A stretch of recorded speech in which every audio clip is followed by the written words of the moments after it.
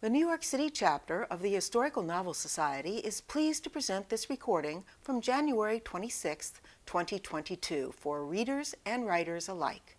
Chapter member Nancy Bilyeau is in conversation with authors Melodie Winawer and Weina de Randel about their latest novels in a program that covers From Byzantine Greece to World War II Shanghai.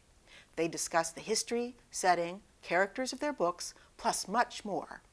Information about our chapter and its leadership is available at our website, link listed in the description. Thank you and enjoy the program. You're here for two amazing novelists who've written great books. Both of them have come out fairly recently and are doing very well, and they are talented. They are just wonderful scribes, and literally that with Melodie Winawer, who I'll introduce first. She's the author of The Scribe of Siena, which has been translated into German, Czech, Polish, and Norwegian to critical acclaim.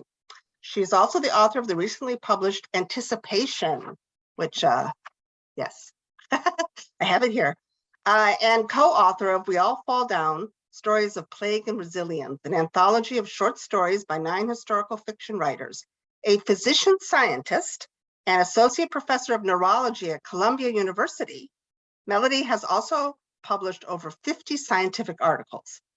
Now, you're wondering, how is this possible? To find the energy to write, she relies on unflagging enthusiasm and green tea. Melodie lives with her spouse and their 3 children in both Brooklyn, New York, and Ludlow, Vermont.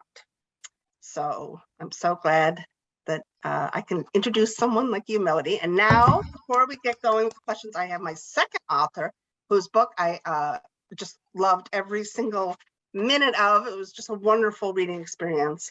Weina de Randel is the award-winning author of 3 novels, The Last Rose of Shanghai, and then The Moon in the Palace and the Empress of Bright Moon, a historical duology about Wu Zetian, China's only female emperor. Her novels have been translated into 7 languages. The Last Rose of Shanghai, that is the new one, has already received the 2021 National Jewish Book Award finalist citation, and Wild China's Best Historical Fiction in 2021. She was born in China, came to the United States at age 24 when she began to speak, write, and dream in English. She holds an MA in English from Texas Women's University. She's worked on the subject as a subject matter expert for Southern New Hampshire University's online MFA program and as an adjunct professor for Eastfield College. After living in Texas for years, she now resides in Boston with her loving husband, 2 children, and a family of chipmunks in the backyard. So these are the 2 authors I'm honored to be able to introduce to you and to talk to. So one thing I wanted to say right off is that these 2 novels, and this is like the highest compliment I can come up with, are ambitious. They succeed and they are ambitious. So I thought I would start with you, Melodie, and to say this is not your first book, so it's a different kind of conversation, but I really wanted to talk about the genesis of this, because I think everyone, who is interested in historical fiction, who has written it or wants to write it, you're walking around, you're thinking, you're reading, you're like, oh, an idea. So I'd like to go back to that moment for you in Anticipation, and which is, your new novel, and ask, what was the moment that you thought, I want to write this book? Yeah, so that's a fantastic question because it's kind of a magical story, weirdly.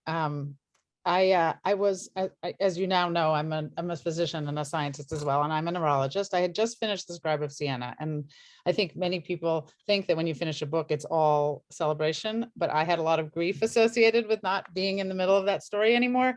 And I was sort of itching to write a new book, but at that moment, I was actually seeing patients in the Neurological Institute. I had an unexpected break, and I went down the hall for a breather and ran into my colleague, Michael Darras, who's a Greek-American neurologist I'd worked with for 25 years. And I started thinking, I'd like to take my family to Greece. My kids had never been there. I had a very long and strong affiliation with it. And I said, I'm thinking about going, where should I go? And so he starts drawing on the back of a manila envelope, which I still have. And he said, and he drew this picture, and he drew a number of different places in a triangle and the 5-fingered hand of the Peloponnesos, the Peloponnese. And he said, you should go to Mistras. And I said, what's Mistras? He said, oh, it's an abandoned city in the Peloponnese. And then there's like these bells started going off. So, this talk today is a little bit about, kind of informally sense of place. And I feel like the first moment was this place that I had to know about that I'd never heard of. It is an abandoned city in the Peloponnesus. I kept the manila envelope, put it in my bag, saw 97 more patients, went home on the train, and then months later, really months later, having forgotten about it, sort of, I was going through this top floor storeroom, attic storeroom of our house, which we'd bought from a couple who moved to Florida and left us all their books. And we put them all on bookshelves on the top floor and had two 2-year-olds and a 5-year-old and couldn't really do anything. And so I went back up there because there was a yard sale to look through the books to see, is there something I want to read? Is there something I want to sell? I didn't even have time to look at them until that point. And I'm going through them and there's this book with a spine I can't read, really old, never seen anything quite like it before. I pulled it out in the storeroom, opened it up, and it falls open to a page. The book is called Castles of the Morea, which is the Peloponnesus in French, actually in medieval French. And I open the book and it opens to a chapter called The Castle of Mistra, which is Mistras. Okay, that's the second time I've now heard of this place I'd never heard of before in a book that's in my attic.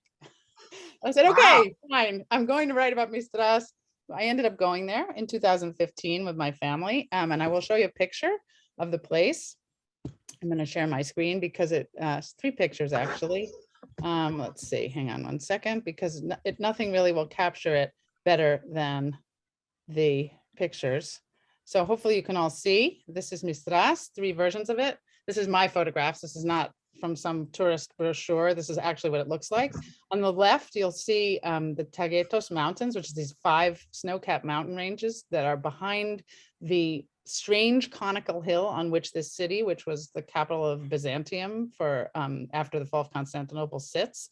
That was city of 20,000.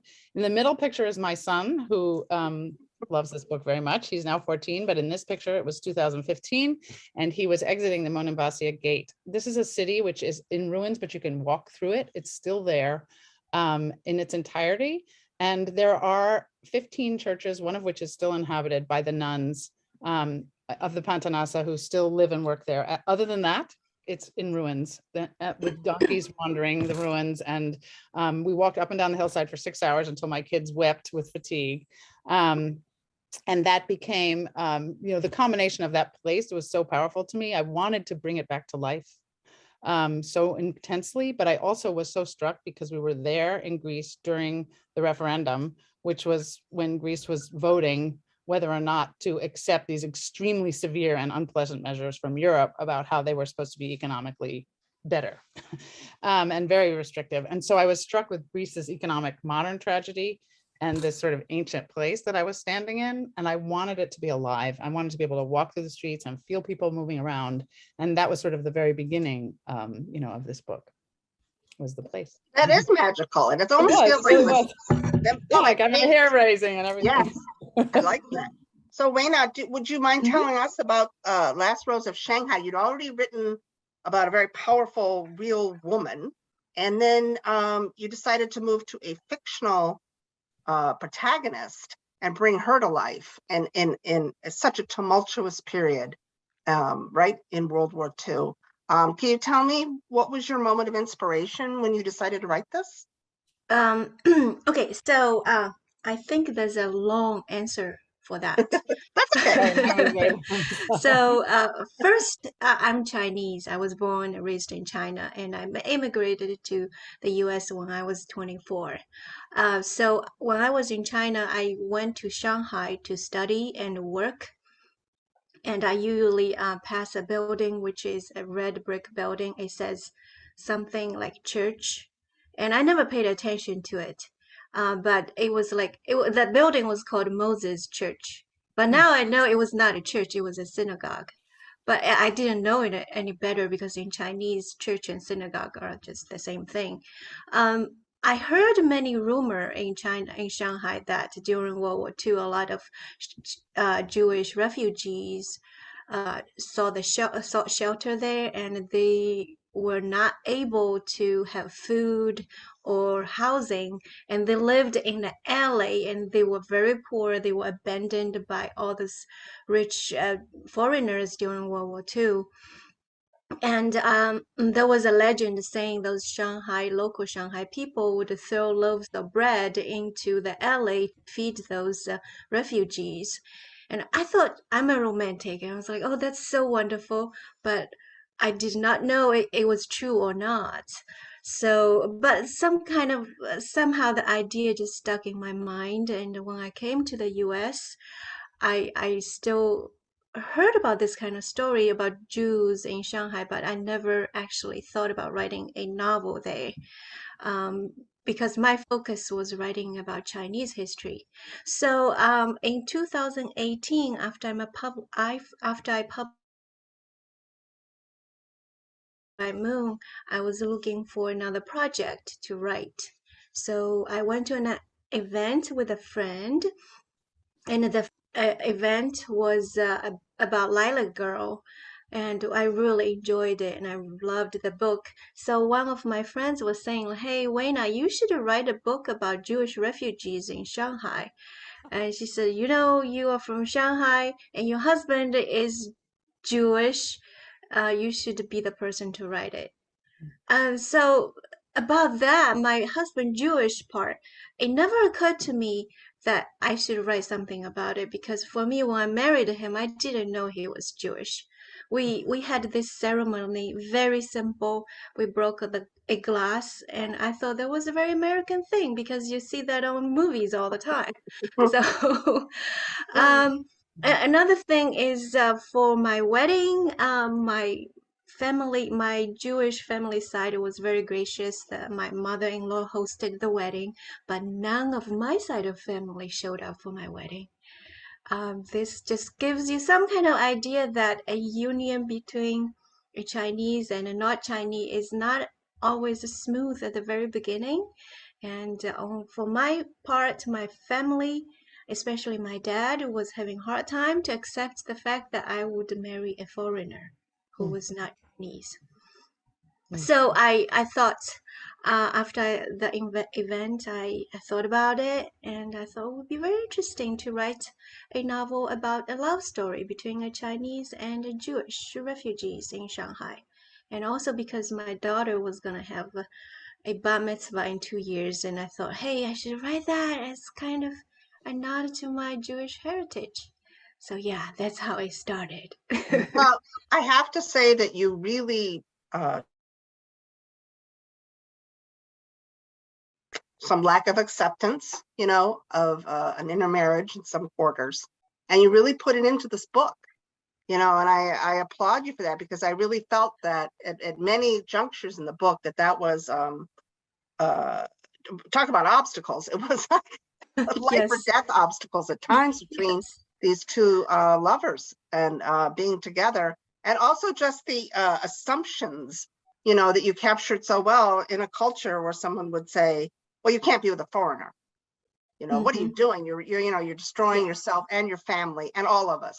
So I think that's really, I mean, I could just really feel now the raw authenticity of that feeling is pulsing through the book.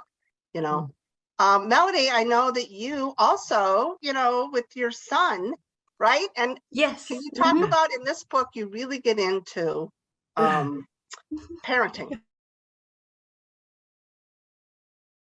We started here. You Yeah. have more. Yeah. Um, How did I you fuel that to into the book? Because I felt that too. I'm a parent, and I have a son, and I responded to those passages as well. yeah. So I have 3 teenagers now. When I was writing this book, I had 2 9-year-olds and an 11-year-old when I started.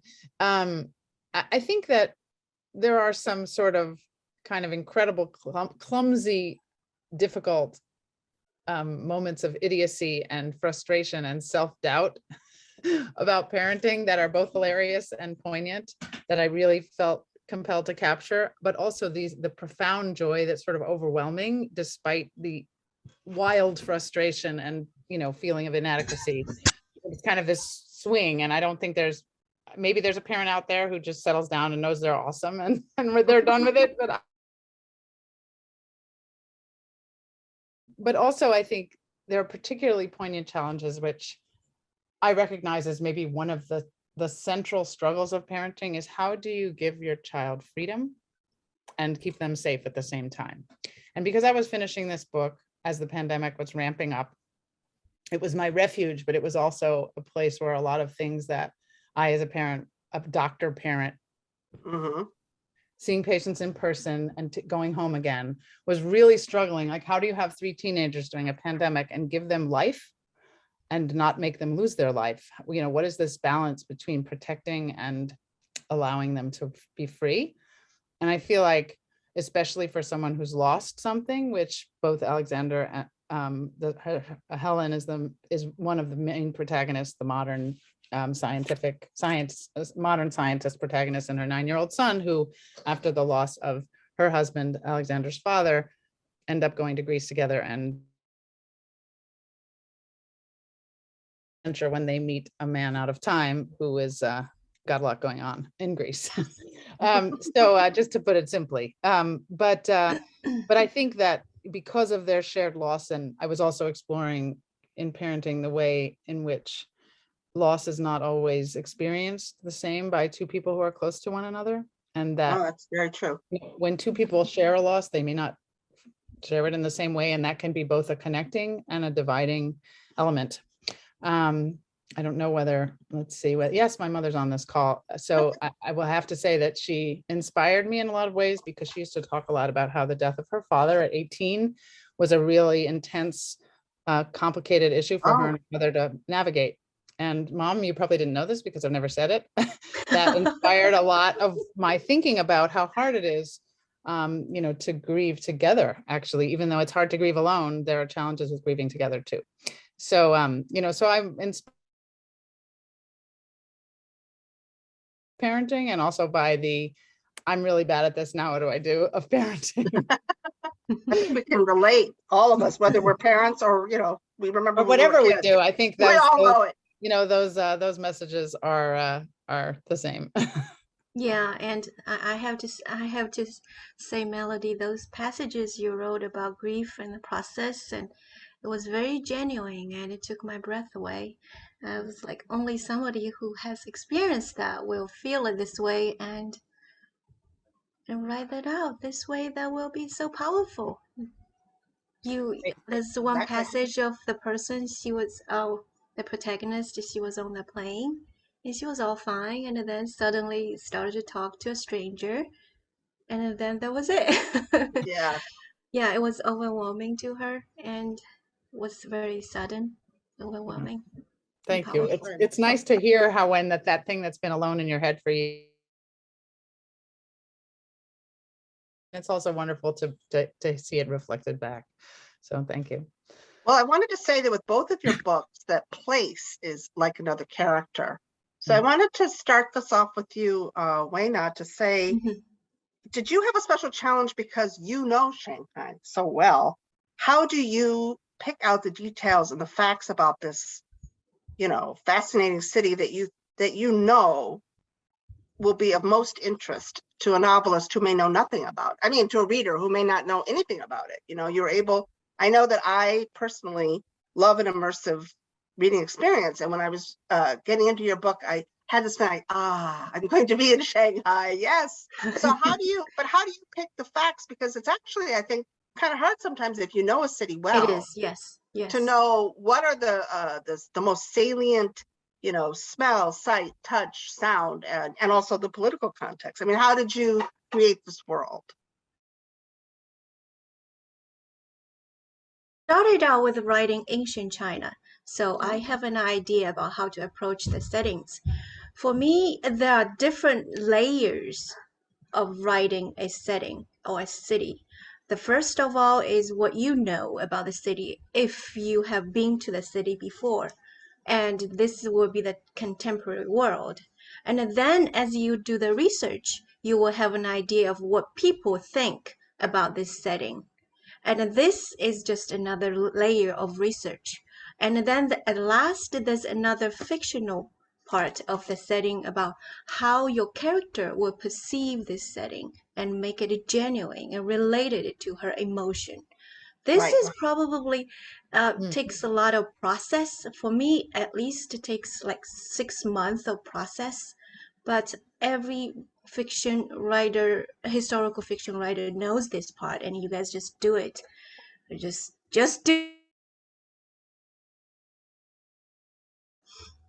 How do So you? for me, the 1940 Shanghai, I've never been there. I was not there at that period.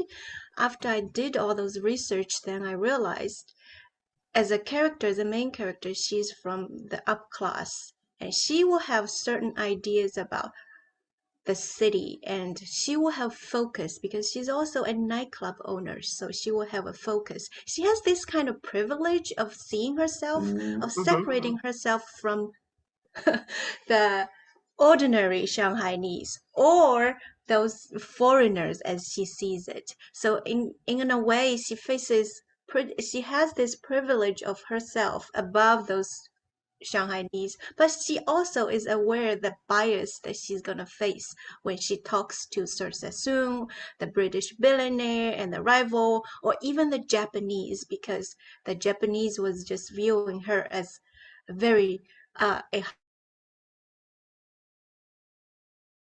seriously and was not very uh, let's just say very not very nice to her. So she has to deal with that. She has to process everything in her mind as she sees this character, or as she sits in the hotel. She will have this kind of consciousness in her. How would she deal with that? Mm. So I I was think, actually very moved by, because this is a dual narrative with two different protagonists, and because yeah. they're so different in their perspective. One is a Jewish refugee and one is an upper class Shanghainese woman who owns a nightclub, as you say, during a difficult time. But I thought that it was so remarkable because the way the city is portrayed shifts depending on who's looking at it. And I Yeah. love that, what was strange to Ernest, and versus what is familiar to her, and the way you kind of reimagine the place from these two perspectives was really illuminating and fascinating. It's, to read.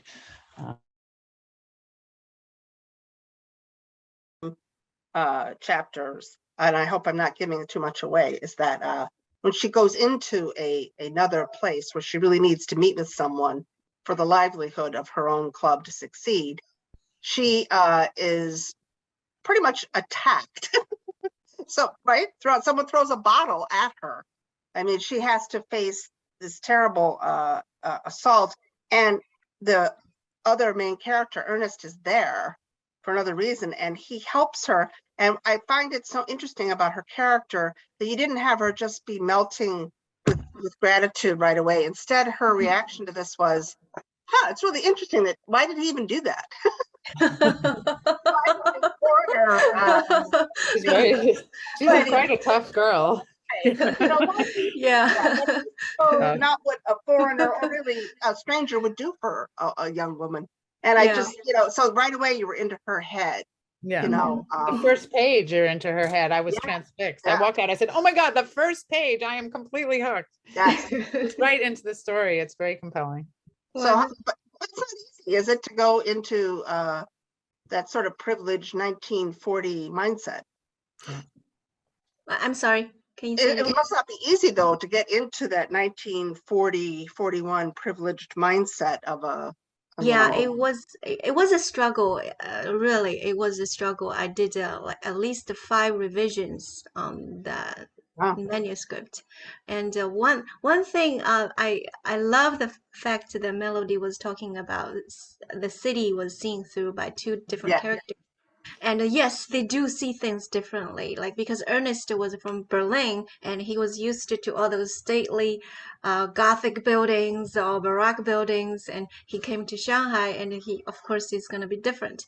So what I was playing with this kind of the different perception about was that there was a distinct mention of peanut butter smell.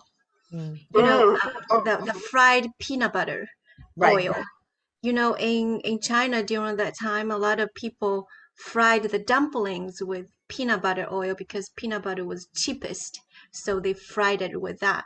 So for Ai, she grew up eating that. So it was not something very strong. It's just a wonderful flavor, wonderful smell of peanut butter oil. But for uh, Ernest, he came over there. He was like, "Oh my God, this whole city was just merged in this kind of smell."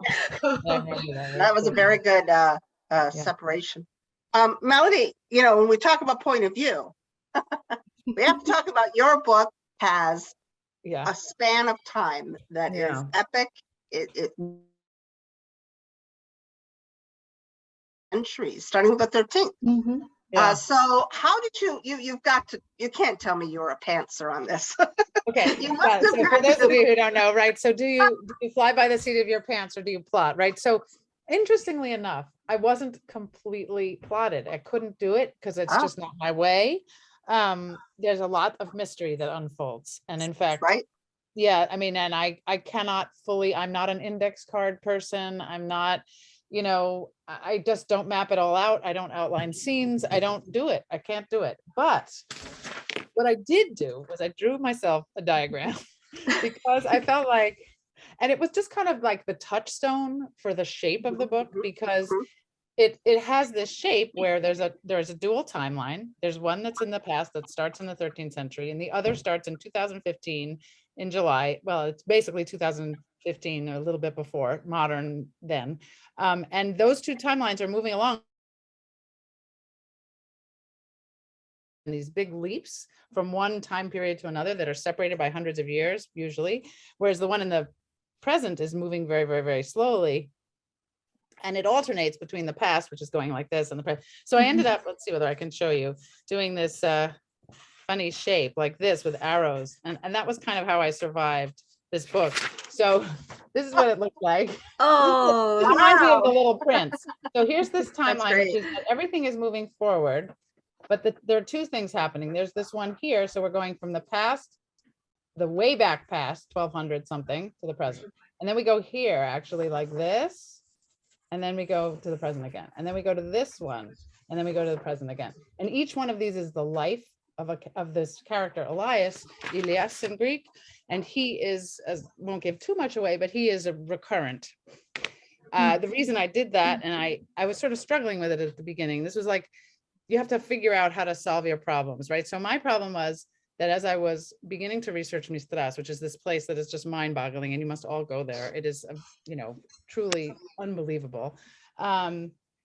That I wanted it to be alive, but I also started having this sense, and you say that, Nancy, you said that the place is as much a character in this book as anything else. The place was alive, and I wanted Elias. I started to feel like Elias was the embodiment of the place, and I knew that before I began to write it. Yes, I get that. Right at the beginning, I hadn't written anything at all, and I didn't know his name yet. I had this sense of who he was, but I knew that he needed to reflect the entire history of this place, which was there. Basically, it was built in 1249.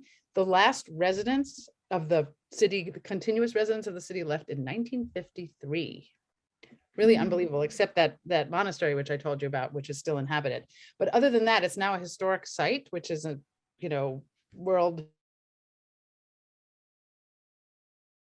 which is inhabited, and the rest of the city's in ruins except for this one monastery. And so the really remarkable thing was I had to figure out, how am I going to make this place, with this person embody a place if it's 800 years old?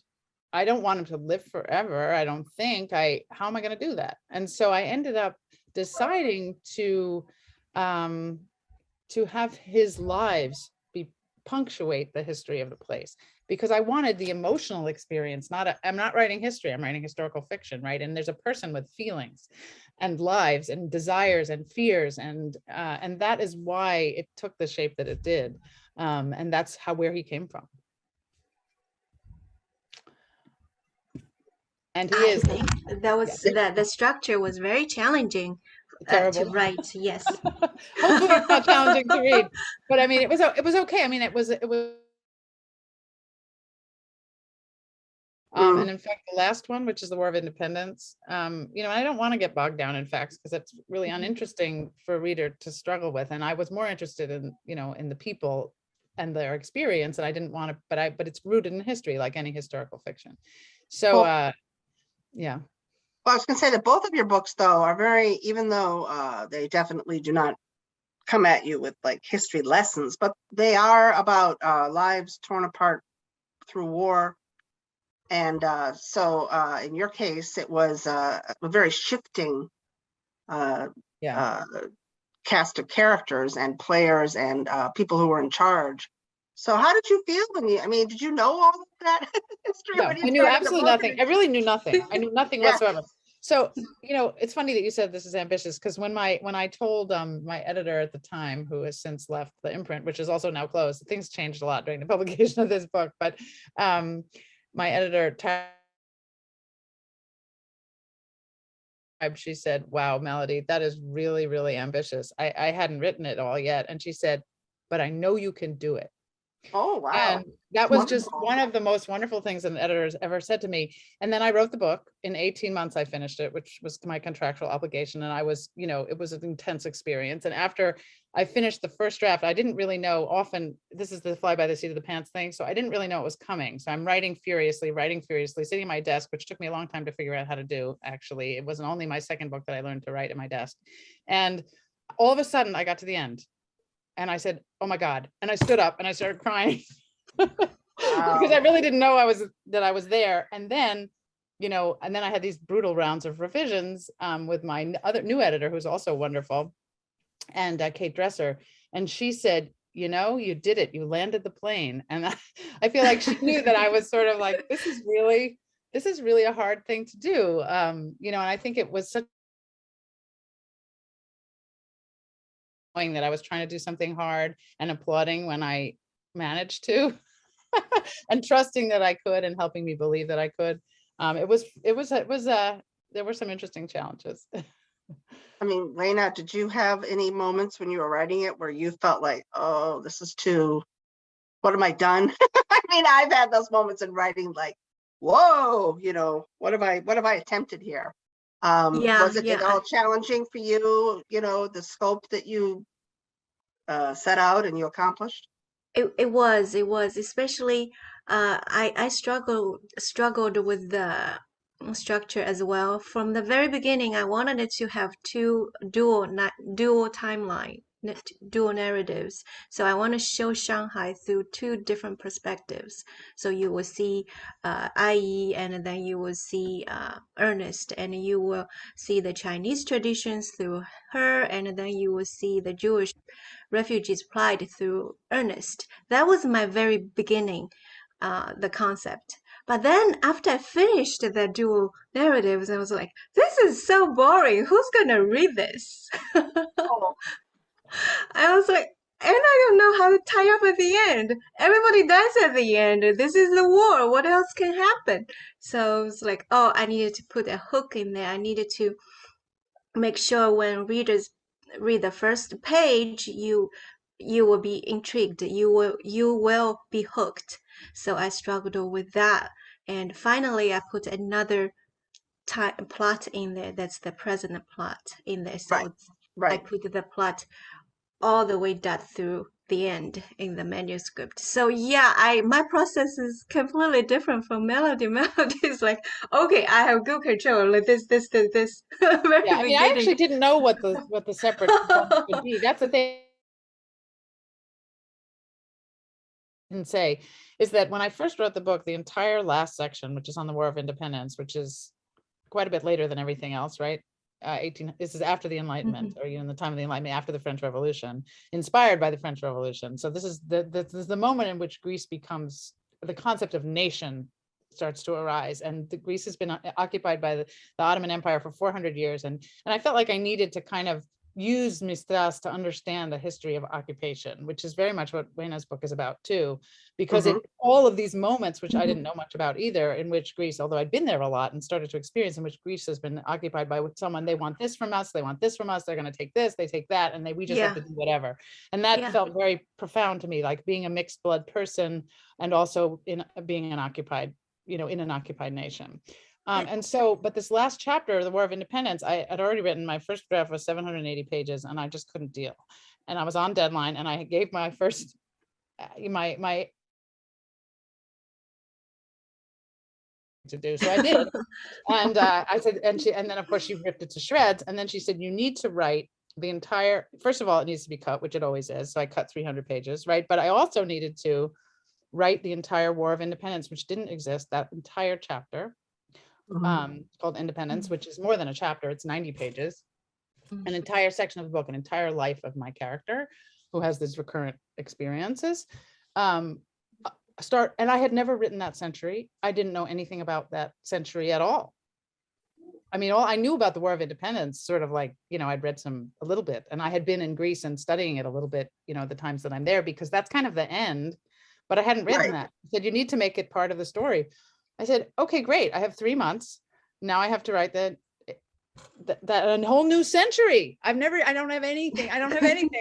At that point, I think I contacted someone who's online here who has written that century. I said, can someone where do I land here? I don't know anything. Because I've been medieval all this time, right? I was pretty much sinking into, I can do 13th century, I can do 14th century. And then I did 15th century. That was already pretty hard. Now I'm going to do 18th, 19th century. Are you kidding me? What are they wearing? Oh my God.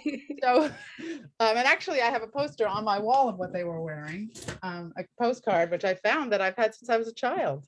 It's my grandmother's. Whoa, wow. So this is actually what the soldiers were wearing during the War of Independence. And this is described in the book, the Fastanella, which is, this is now sort of a ceremonial garb. And as I was going through my grandmother's postcards, I found this after the book was published. So it's kind of amazing. She loved Greece too. And here they are. Wow. Wow. Yeah. So, but I had a lot to learn. So I feel like that was just one of the many ridiculous tasks that I had to set myself, was to create an entirely new century in 3 months. But also, it must be said, and of course with both of you, not only is there war and emotional drama and in-depth characters, there's romance.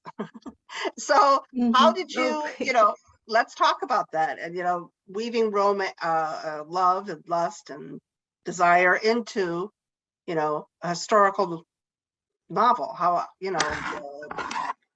that was, I think with you, Weina, that was the basis of it, but there's so much more of it. But like, did you, the way they felt for each other did go up and down. It did. And I think when you have two cultures and you wanted to tell a story between two cultures, it's either about friendship or love story. And for me, it would be easier to do a love story. And so another idea was, when I was researching, I came across many posters. Shocking to They me. loved it. Yes. And I was like, oh my God, they actually had gone with the wind in Shanghai. How come I never knew? So I thought maybe I can make a story like that. But yeah. And it's not just them feeling love. I did find poignant her fiance. Oh yeah. They're, I won't give it away, Okay. but what happens there. But also before, I just have to say this, and I just loved the fact that you did this. Like, this is such a great way to use historical research in character. There was a very controlling fiance of her main character, not Ernest. And he was always critical of her that she wasn't wearing a traditional Chinese bra. And it was his way of, and I just found that you could, he kept bringing it up, and it made her dislike him, and it made me as a reader feel like, oh, that's so creepy. But I just think that is so good to look at, what people wear is very important when we write stories. Yeah. Just like the smelling of the food, what we wear, the music, the movies. And I just thought that you used that so well. Clothing is control. And Nancy, I want to tell you that's like inspired by my family members. Oh. Yeah, it's I'm not bad-mouthing my family members or anything, but some of them do have this kind of control about what women should wear. They would say, hey, if you are over 50, you shouldn't wear pink. If you are over 40, you shouldn't do this. I was like, Wow. really? I was like, no, I'm gonna do whatever I want. Sounds like there's a little bit of your protagonist in you. Or Yeah. Big thing, because in the Moon in the Palace and Empress of Bright Moon, they used that kind of bra. That was in 7th century. But in the 20th century, the beginning of 20th century, Chinese women were still wearing that type of bra. And it's like a triangle. It was like just kind of piece of cloth. It doesn't accentuate your body at all. But Western bras were much more provocative. So It was both symbolic and actual in the role that it played, I think, in their relationship and in everything. So Melody, I'm not letting you off the hook about your Go back to romance romance. between your two characters. How did you increase their attraction to each other? How did you do that? Because Yeah, it did grow slowly. yeah, it grew slowly, and also it has to have an obstacle, right? So yeah. I mean, to me, there were several things. I feel it to some degree, right? I mean, you can kind of go out on a limb and do something that you don't think is romantic and see whether someone else will, but I'm not sure how effective that is. For me, conversation is the ultimate in romance. So that's sort of the moment at which the way someone uses language either becomes a point of point of connection or humor, or when someone remembers something you said and brings it back to you. There's something very poignant like that, for example, that comes later in the book where she says she loves geraniums. Helen says she loves geraniums, and later in the book, at a very important moment, he leaves her a geranium, and she says he remembers.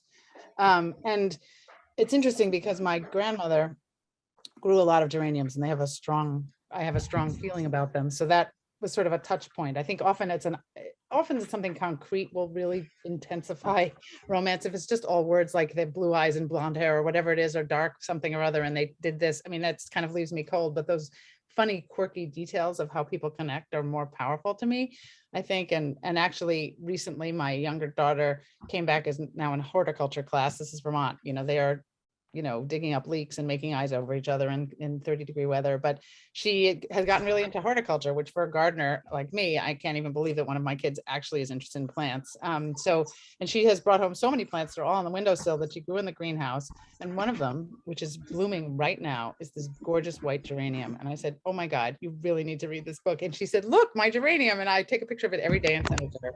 So, I mean, some of it is these facts, these little things that they connect over.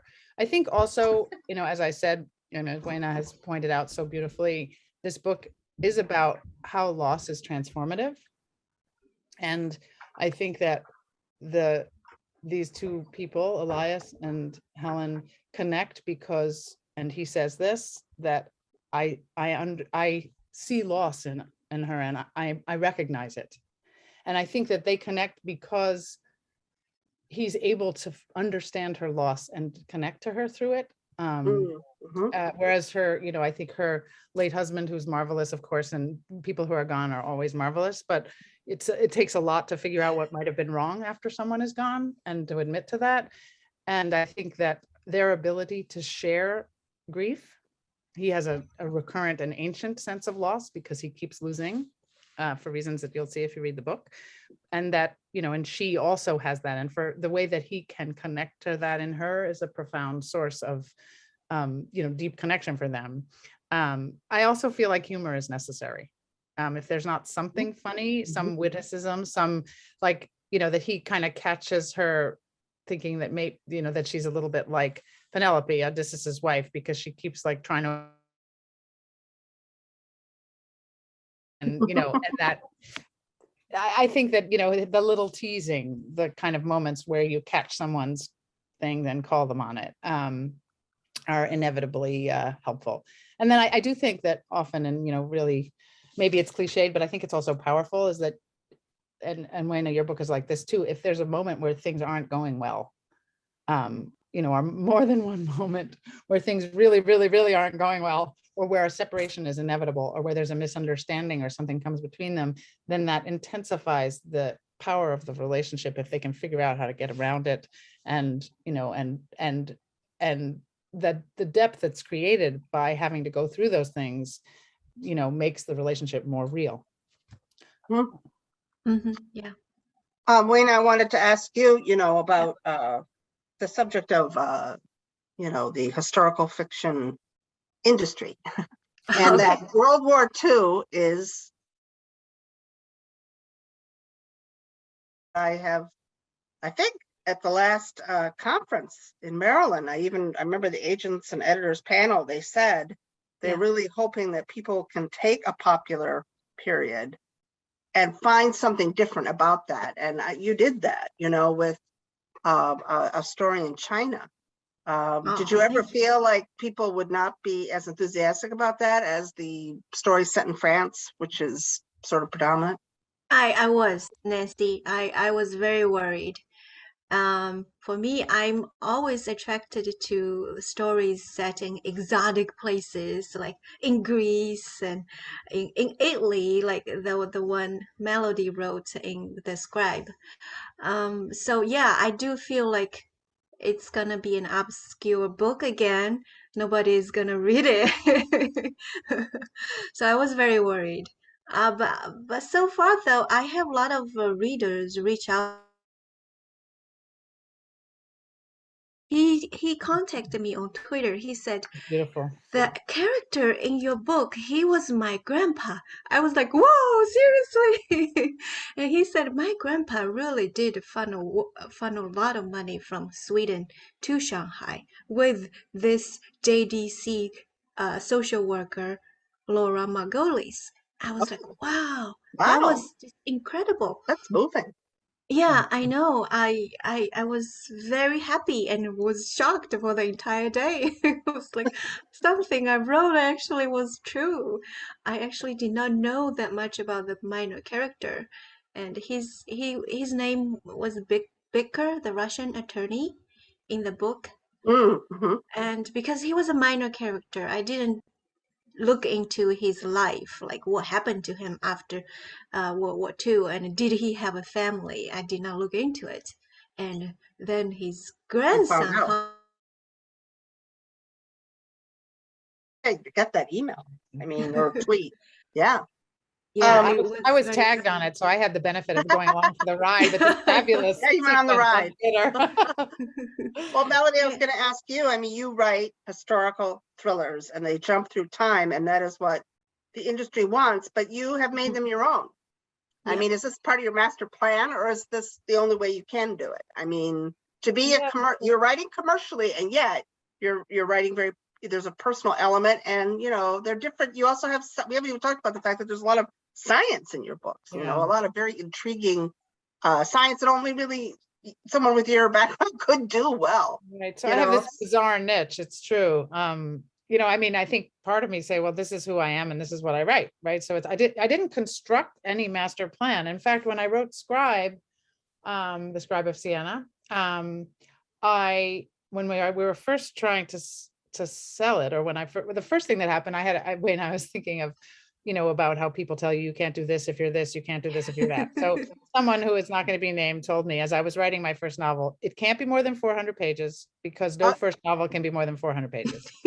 Okay. So I said, this is going to be a long book. I'm sorry. That's just happening. And so I know I can feel it. So that manuscript was actually close to the same length. Both of my first drafts were in the high 700s. And both the books ended up in the mid 400s. So don't panic if you haven't read the book yet. It is not actually 700 pages long. It's a good solid 450. You'll be okay. So, and thank you, Nancy, for saying it moves fast. So, but I cannot help myself, I think, in some ways, in part because I like stories that have some edge of not necessarily magic, but that move through time in a non-traditional way. Right. I like it because Mhm. I'm not doing it on purpose to construct it because I want it to sell. I'm doing it because I think it's what makes me fascinated by history is the porousness of time.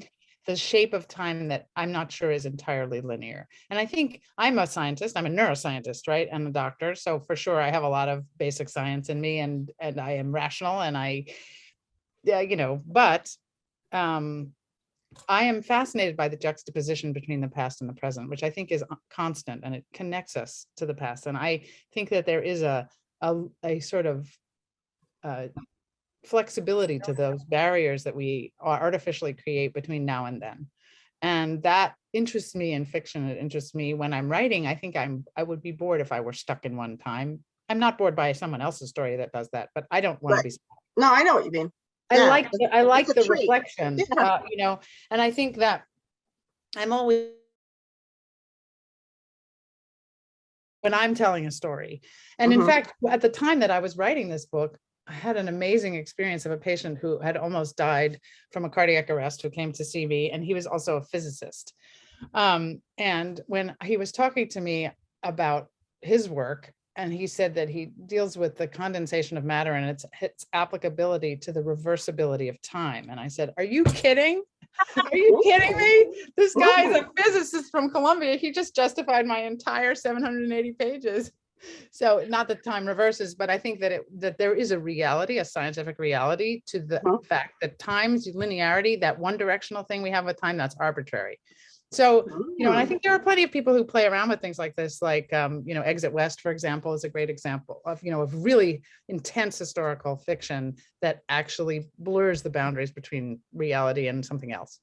And so, you know, so that is sort of necessary for me. And I guess I can't help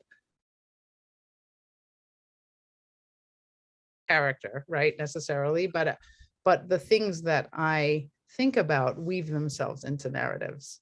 Right. And so, you know, and I do like to think about, I don't actually like spend too much time thinking about medicine when I'm writing fiction, because I really like the fiction part, not the medicine part. But I can't help my, you know, my knowledge kind of weaving its way in. Well, you know stuff. Right. I think about stuff and I think it's interesting stuff, but It's I like to helpful. make it accessible too, right? So I Yeah. like to make it fun. This is I mean, why I wrote a book about Byzantium and neurodegenerative disease. It's a little bizarre, right? And neurogenetics.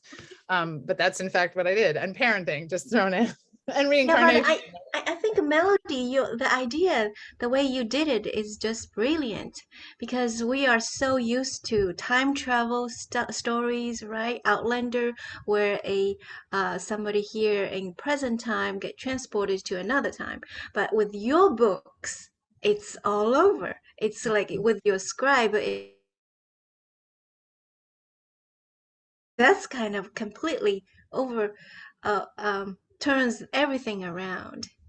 And you go back and investigate. And with this, with the anticipation, you have the same idea, but you were having such good control of the plot, bring the past and the present and weave them together in a scientific way and anticipation. And it's just, I think it's just completely very surprising to me that somebody would be able to do that.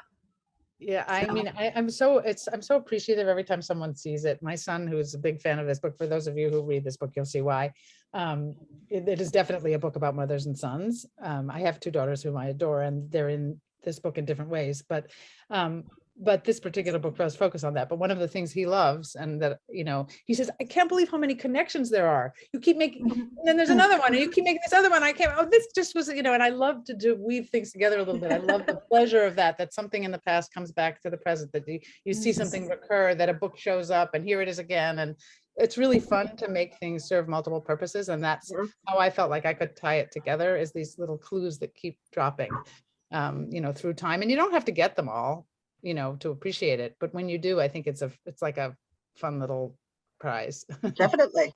yes. Before we go to questions though, Weina, I know you had photos. You wanted to share some of those I treats don't with know. us. Okay, so yeah, I will just do a very quick walkthrough. How about that, Nancy? Yeah, If please. I run out of time, just let me know, okay? Or if I gets boring, Nancy, just say, Wayna, can we I'll give move you the hook.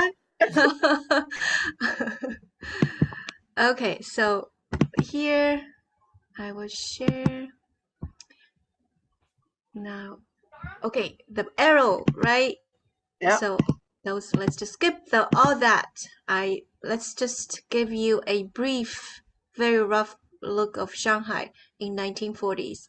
So many of you might be aware that from 1920s to 1940s, Japan and China were warring against each other. Japan actually attacked China, and China was retreating. And in 1937, there was a war between between Japan and China, and Japanese won.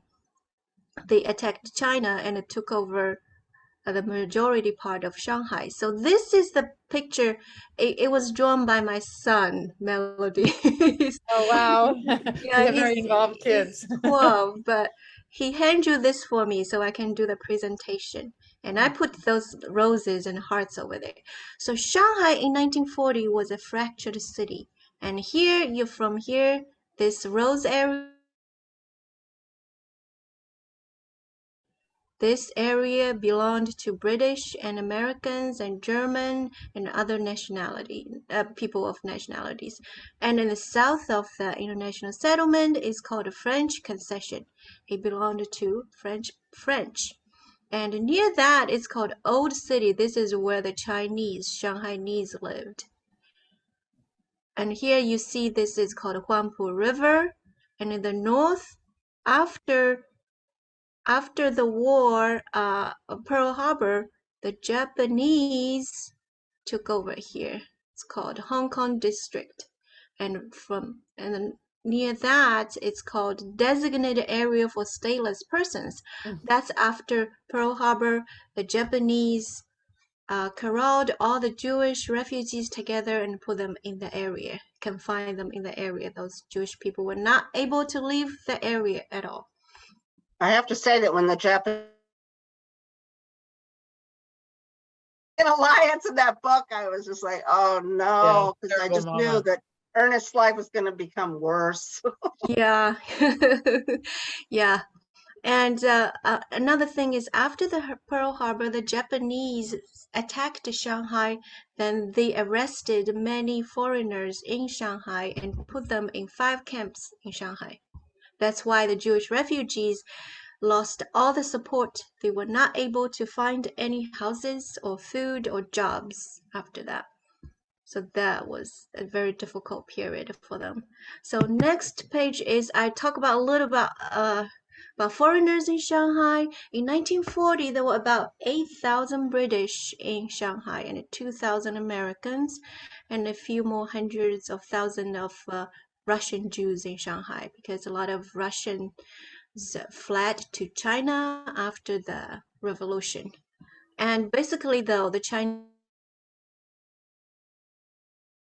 salt and sugar that must not be mixed. That comes from the quote of the novel. And this is how this Shanghai looked like in 1940s. This is Huangpu River. You would see a lot of ships, trading ships, sampians, and cruisers. This here, this is the what's that called? I'm sorry, my brain is people from Europe. They cruise ship. I'm sorry. This is the cruise ship. And here is you see a lot of smoke because that's probably before the war broke out. And this is a residue from China and the Japan war. And these are the Chinese civilians. If they wanted to leave the old city, they had to line up and go through all the checkpoints and be searched by those Japanese and go through another place. So they did not have freedom. Soldier Japanese. Oh, see, that's the war. Man, I should not put the picture there. Yeah, I put the goose there because, war is terrible. So let's look at a beautiful creature. Now, this is Sir Victor Sassoon. The pictures I showed you earlier over there, they were taken by him. He was the richest man in Asia in 1930s and 1940s, and he loved 3 things: money, women, and photographs. And he owned 18,000 properties in China, and this building was his property. He built that. He called that Sassoon House at first, and then it was called the Cathay Hotel, and now it's called Peace Hotel, Peace Fairmont Hotel, actually owned by a Canadian company. If you go to China, you go to the Bund, you will see this building. But many Chinese people right now, they are not clear about the history of that building right now. But we write novels, we are into history, and we would know the history of that building. And these are the pictures I took when I went to Shanghai. This is the exterior. You see this beautiful Art Deco structure, and this is the hallway here, and this is a beautiful entryway near the lobby. And I took a picture of all those like umbrellas, the chandelier, and the laundry bag. Mm. I know, Nancy, you're like, yeah, I like laundry bags too. It seems to me a lot of historical novel Yes. writers are into this kind of little things. Oh, I know. I We think all it's have the our little mundane quirks. objects that really bring things Yeah. to life, more so than kind of the big Yeah, glorious They're things. touch yes, form a memory and attachment to the story, because they have some sort of special, there's a resonance, yes, with that. yes. Yeah. So I know you get it. So I wanted to say now it's time, if people want to put any questions in the chat, we can talk a little longer, but if anybody wants to ask any of us about how we write our books, the characters, the business, whatever, Okay, you should yeah. be able to put them in the chat, and then I'll access them. All right, I will stop sharing now. No, keep going. I want to Oh, give them time to type, but keep going. okay.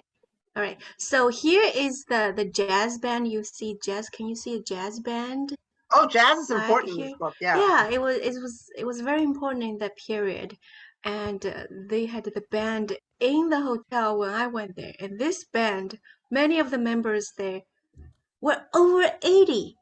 They were like over 80, and they were still playing. I Wow, love that. that's Yes. interesting. Yeah. And they said they were playing in the same jazz bar for over 50 years. Yep. Wow. I don't think you have that in New York City.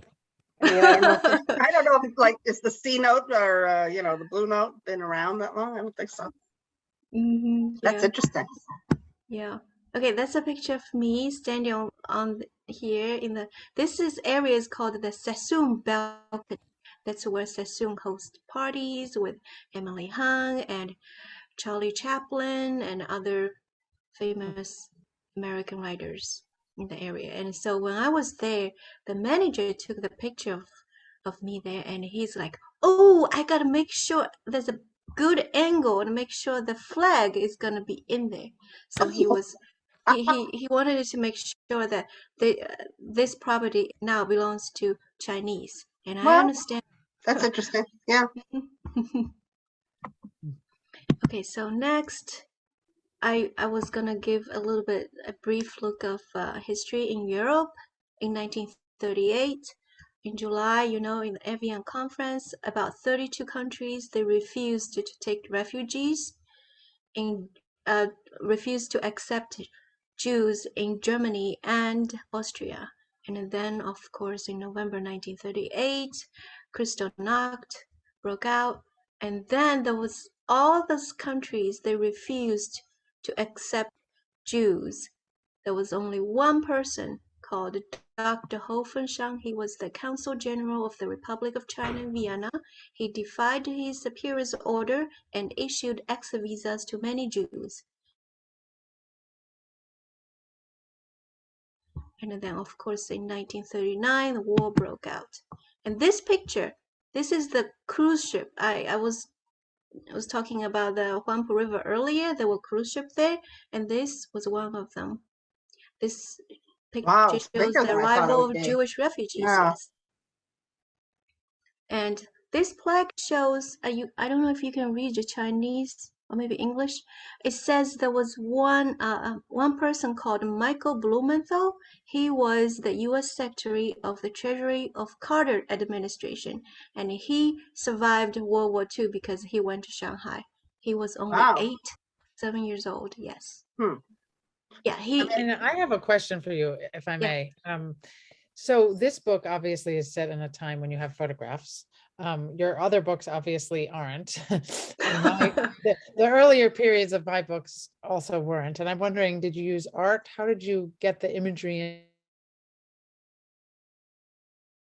periods? How do you, because this, you can populate your imagination a little bit with what Mhm. things look like, but what do you do when it's before photography? So I'm thinking about the Moon in the Palace and Empress of Bright Moon. What I did was look in the paintings. That's what I did too. Yeah. And yes, and paintings and museums. They got a lot of paintings over there. And I also look into poetry. A Mm. lot of many brilliant Chinese poets. They wrote about those periods, and they wrote so well, and the language was just absolutely mesmerizing. So it was very helpful for me. Mm. Yes, you're right. They didn't have photographs at all. I do have a question for you, Weina, that's popped Yeah. up. How did you research the music in the book? Did you listen Oh, to yes. these, and Yes. do you play yourself? Oh, no, I don't. Well, I'm very flattered by this question, by the way, because I really don't know anything about music. I don't play the piano, I don't play violin, but I decided Ernest Reisman had to be a musician because I was a nightclub owner, and Mhm. in order for them to interact, he had to have some kind of musical talent. But I wanted him to be a somebody who's into classical music because I personally like classical music. So I was like, yeah, he has to do that. And I also like the piano. And at that time, my son, he was playing piano, taking piano lessons for about 5 years, and I had to take him to the studio every Tuesday for 5 years, and I sat through every lesson. So I couldn't play, but I know all those terminology and all that stuff. Well, I think that someone, I mean, I think music is a perfect example. I mean, of what I was trying to uh, talk about earlier, which is that if you are enthusiastic about music and you really want to have a certain element in the book, but you're not a super trained musician, in some ways you can access the more uh, exciting and easier to grab elements of that, for the reader, because that Mhm, is a problem with neither of your No, two too books, but with much. some historical fiction, people are such experts and they mhm. get so deep into it that they've kind of lost a little bit about what a typical reader wants to learn and experience along the way of a story, you know. So I thought the music was handled very well. I mean, I have a question for you now, Melody, if you don't mind if we just jump into this one too. Okay, yeah, let me stop sharing here. I want to hear Melody. Let me, oh, I enjoy where you. did, Yeah, I have a lot of questions about those um, neurological stuff. yeah, well, that's Huntington disease One of figures those in your things. book. Is that something that you research in your career as a doctor? So, true to form, I chose something I didn't research myself. I'm always Oh, making trouble for myself. Yeah. that was your So like here's the expertise. thing. I'm a neurogeneticist, though. Okay. So, so I have I think a lot about my research is very intensely actually related to epilepsy genetics, not Huntington's. However, but I think a lot about the neurology of genetics of neurological disease, and not only the science of it, which obviously I'm well equipped to kind of think about, but also the way in which genetics translates into therapy or not, and Hmm. the pitfalls of that, and how to try to avoid those pitfalls. In fact, two of my kids are writing fiction in English right now that's based on CRISPR, which is a new gene editing technology. So it's Oh, definitely in the public world. We have to be thinking about, the ethics of it and how it affects us day to day, and what the opportunities and also the dangers are of genetic therapy. And so that's part of what's in this book. But I think one of the things that really deeply informs this is the personal impact of having a genetic disease in the family. And I've spent my career studying heritable diseases or genetic diseases, not all of which are heritable, which I won't get into here. But the way that affects a family, the way that affects people who are thinking about having children, about who have had children and begin to wonder whether they should have, which is a reality, a painful reality for some people with very terrible, very strongly inherited neurological genetic diseases. In particular for Huntington's disease, which does figure in a major way in this book, although because it starts in the 13th century, I had this interesting, struggle to figure out how would it have been described then. What is it called, if it's because it wasn't named Huntington's until much later, but it clearly must have existed. So what would it have been then? How would people see it? And I think that a lot of what really compels me is the discrimination that people with neurologic disease face because of how strange they look, or how they're, they're not normal, and that affects the way their personalities or their behavior or the way they move or the way they speak. And so that it's one of the reasons that I have so deeply compelled to be a neurologist, was that to a great degree, the problems that people with neurologic disease face call into question what we consider to be human. And this is, some people have back pain, right? So that's maybe being human or not, but really, if it is how you think and how you feel and how you remember, and how you speak, then there's such a profound effect of these diseases on human interaction and sense of self that, I was deeply, compelled by that, as well as the struggles that people face and how others perceive them. I spent a long time, there is the Huntington's Disease Society for Excellence. Columbia is a Huntington's Disease Society for Excellence where I work. So I have some of the best people in this field available to me. And they were very generous with their time. Karen Martyr, who's the head of the HD Society and runs the Huntington's Disease clinical operation at Columbia. And also the person who really devoted the most time to me was Jill Goldman, who's a genetic counselor, who deals really primarily with Huntington's disease. And she gave me tremendous insight into the anguish that families go through. This is Huntington's is an autosomal dominant disease that, with some funny things, which the title reflects about the way disease is inherited in this particular set of disorders, where it kind of can get worse with every generation. But it's very strongly heritable, but you don't always know whether you've got the gene, and whether you want to find out or not is a huge problem for a lot of families. And, how you feel about the risk of your child having what you don't know that either, how severe it will be, whether they'll have it at all. And all of those variables make these decisions really poignant, and families suffer together.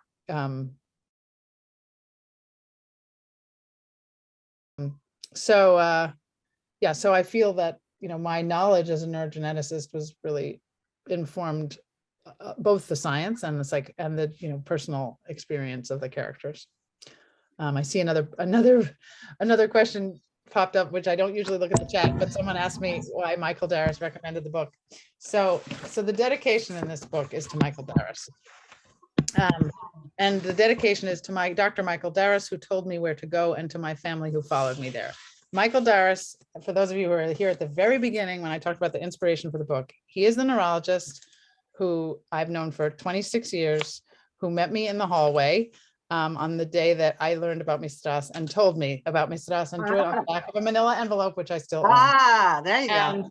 So I dedicated the book to him, and he is so much fun. I have to tell you, because I still see patients in the Neurological Institute, and I run into him when we're there on the same day. And he said, it's so amazing how you put all this great Greek history in it. And he gave me a lot of wonderful tips and information, from the Greek perspective too, about how Greece feels about a lot of things now, how Greek people feel now. And that was very helpful. I have a lot of friends in Greece currently who really inform me about, the modern Greek experience, and how they think about Turkey, how they think about Western Europe. Greece is not like the rest. Europe doesn't view Greece particularly fondly in some ways, and Greece doesn't necessarily get on either austerity measures and otherwise, in part because they're Orthodox Christians, not Catholics, or, certainly the schism came a long time ago. But Michael Darras in particular, he's so excited. He says, everybody thinks I'm some genius historian because this book is dedicated to me, and they all think I'm a Byzantine expert now. And he's just so excited every time I see him. He said, I can't believe you did that. I can't believe it. But he sent me there. And I would never have even heard of it without him. And it was a very simple dedication,